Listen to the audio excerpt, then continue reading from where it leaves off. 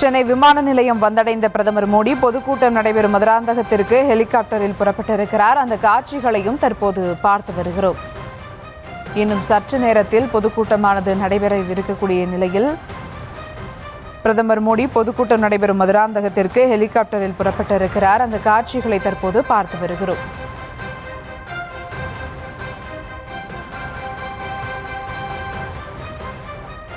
சென்னை விமான நிலையம் வந்தடைந்த பிரதமர் மோடி பொதுக்கூட்டம் நடைபெறும் மதுராந்தகத்திற்கு ஹெலிகாப்டரில் புறப்பட்டிருக்கிறார்.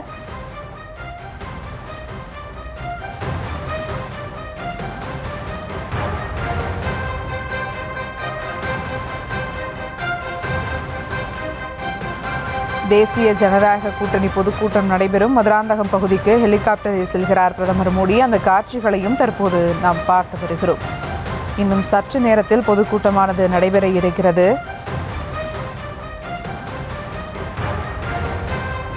சென்னை வந்த பிரதமர் மோடி மதுராந்தகத்திற்கு ஹெலிகாப்டரில் புறப்பட்டிருக்கிறார். அந்த காட்சிகளையும் தற்போது பார்த்து வருகிறோம். சென்னை விமான நிலையம் வந்தடைந்த பிரதமர் மோடி பொதுக்கூட்டம் நடைபெறும் மதுராந்தகத்திற்கு ஹெலிகாப்டர் மூலம் புறப்படும் அந்த காட்சிகளை தற்போது பார்த்து வருகிறோம். மேலும் விவரங்களோடு இணைகிறார் செய்தியாளர் ராஜேஷ். வணக்கம் ராஜேஷ். பிரதமர் மோடி பொதுக்கூட்டம் நடைபெறும் மதுராந்தகத்திற்கு ஹெலிகாப்டரில் புறப்பட்டிருக்கிறார். எப்போது அங்கு வந்தடைவார்? அது குறித்த முழு விவரங்கள்.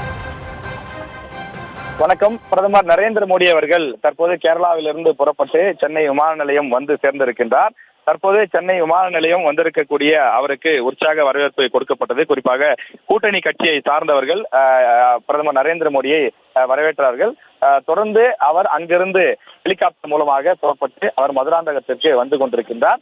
மதுராந்தகத்திலே ஹெலிபேட் ஒன்று அமைக்கப்பட்டிருக்கிறது. அதாவது இந்த பொதுக்கூட்டம் நடைபெறக்கூடிய இடத்திற்கு எதிரிலேயே அந்த ஹெலிபேட் அமைக்கப்பட்டிருக்கிறது. கிட்டத்தட்ட வெறும் 100 மீட்டர் தூரத்தில் அந்த ஹெலிபேட் இருக்கின்றது. எனவே அந்த சாலையை வெறும் கடந்தால் போதும், அவ்வளவு அருகாமையிலே அமைக்கப்பட்டிருக்கின்றது. ஒரு 20 நிமிடங்களில், அதாவது சென்னை விமான நிலையத்திலிருந்து மதுராந்தகம் வருவதற்கு அவருக்கு அதிகபட்சம் 20 நிமிடங்கள் தேவைப்படலாம். 20 நிமிடங்களுக்குள்ளாக அவர் வந்து விடுவார். 3:30 மணி அளவிலே அவரை மதுராந்தகத்திலே காணலாம். அடுத்த ஒரு 10 நிமிடத்திற்குள்ளாக அவர் மேடைக்கு வந்து விடுவார் என்று எதிர்பார்க்கப்படுகின்றது. மற்ற தலைவர்கள், அதாவது அந்த கூட்டணி கட்சியை சார்ந்திருக்கக்கூடிய தலைவர்களுக்கு தலா 5 நிமிடங்கள் மட்டும் வாய்ப்பு கொடுக்கப்பட்டிருக்கக்கூடிய சூழ்நிலையில ஒவ்வொருவரும் ஒரு சில வார்த்தைகள் மட்டும் பேசுவார்கள் என்று எதிர்பார்க்கப்படுகிறது. அவர்கள் பேசி முடித்த பிறகு பிரதமர் நரேந்திர மோடி அவர்கள் சுமார் அரை மணி நேரத்திற்கு அவர் உரையாற்ற இருக்கின்றார்.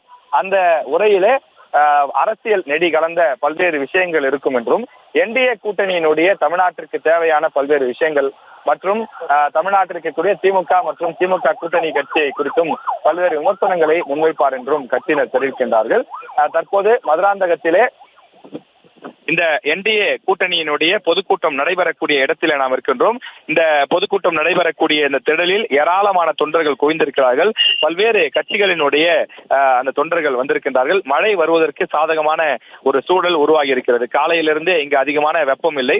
வழக்கமாக ஜனவரி மாதத்திலே பொங்கல் முடிந்த பிறகு வெப்பம் லேசாக இருக்கும். நேற்று முன்தினமெல்லாம் கூட அப்படித்தான் வெப்பம் இருந்தது. ஆனால் இன்று மழை வருவதற்கு ஒரு தோதான சூழல் உருவாகி இருக்கின்றது. கருமேகங்கள் சூழ்ந்திருக்கின்றது. வரக்கூடியவர்கள் தொடர்ந்து கடுமையான அந்த போக்குவரத்து நெரிசலிலே சிக்கி இருப்பதை பார்க்க முடிகின்றது. இந்த பொதுக்கூட்டத்தை பொறுத்தவரையிலே என்டிஏ கூட்டணிக்கான ஒரு உற்சாக பொதுக்கூட்டமாக இது பார்க்கப்படுகின்றது. முதல் கூட்டத்திலேயே பிரதமர் நரேந்திர மோடி பிரச்சாரத்திலே பங்கெடுப்பது என்பது தங்களுக்கு மிகுந்த மகிழ்ச்சியை கொடுப்பதாக இந்த கூட்டணி கட்சியினுடைய தலைவர்கள் பேட்டிகளாக கொடுக்கின்றார்கள். தொடர்ந்து தமிழ்நாட்டில் இருக்கக்கூடிய திமுகவை ஆட்சியை விரும்பாத மற்ற கட்சிகள் எல்லாம் ஒன்று சேர்ந்து இந்த கூட்டணியை ஒருங்கிணைத்திருப்பதாகவும், தொடர்ந்து மத்தியில் இருக்கக்கூடிய பாஜக ஆட்சி தமிழ்நாட்டிற்கு பல்வேறு திட்டங்களை கொடுத்துக் கொண்டிருக்கிறது, இன்னும் பல திட்டங்களை கொடுக்கும். எனவே தமிழ்நாட்டில் பாஜக ஆதரவு பெற்ற ஒரு ஆட்சி அமைந்தால் தங்களுக்கு அது இன்னும் தமிழ்நாட்டு மக்களுக்கு சேவை செய்வதற்கான வாய்ப்பாக இருக்கும் என்று பாஜக அல்லாத மற்ற கட்சியை சார்ந்த கொடுக்கும்போது அந்த கருத்துக்களை தெரிவித்திருக்கிறார்கள். நாம் தற்போது இந்த களத்திலே பார்க்கக்கூடிய காட்சி என்னவென்றால், மேடை தயாராக இருக்கிறது. அதே போல அருகில் இருக்கக்கூடிய ஹெலிபேட் தயாராக இருக்கிறது. போக்குவரத்து காவலர்கள் போக்குவரத்தை சரி செய்யக்கூடிய பணிகளில் ஈடுபட்டிருக்கிறார்கள்.